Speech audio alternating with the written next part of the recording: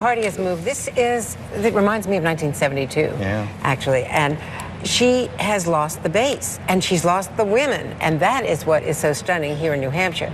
And they are really, they can't figure out how to combat that. So to try to attract young women, whom she lost by such extraordinary numbers in Iowa and in the polling so far here, she brings in women senators who by definition are part of the establishment, and there's no female Marco Rubio. You have to be an older woman to become a senator because the deck is so stacked against you. That's just the reality. So you've got women senators, you've got Madeleine Albright to validate her foreign policy credentials and criticize his.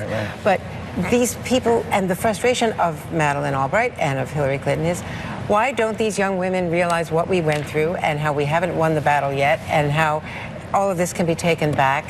And why aren't they reacting to 18 million cracks in the glass ceiling? Hallie, you haven't seen it on the trail. You know, what's interesting, and what's interesting to me, though, is the appeal when you talk about Bernie Sanders that he has among a different kind of electorate. I spoke with a woman yesterday. She's been a registered Republican in New Hampshire for 15 years.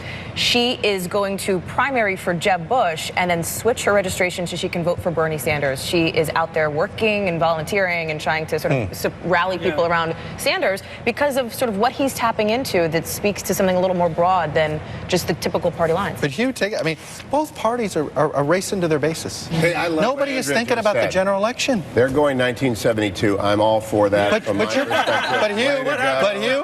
But Hugh, the Republicans are going 64. Well, we have an ability to come back a lot more quickly. I must say, I was stunned by your interview with Senator Sanders. I think it makes him not viable as a candidate to be that hard left on foreign policy.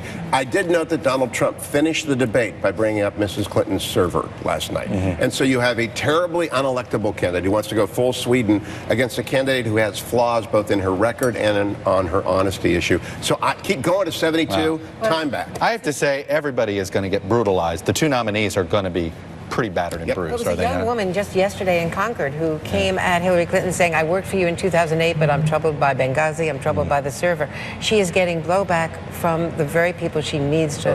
Wow. All right, I'm going to take a quick pause here. We'll be back.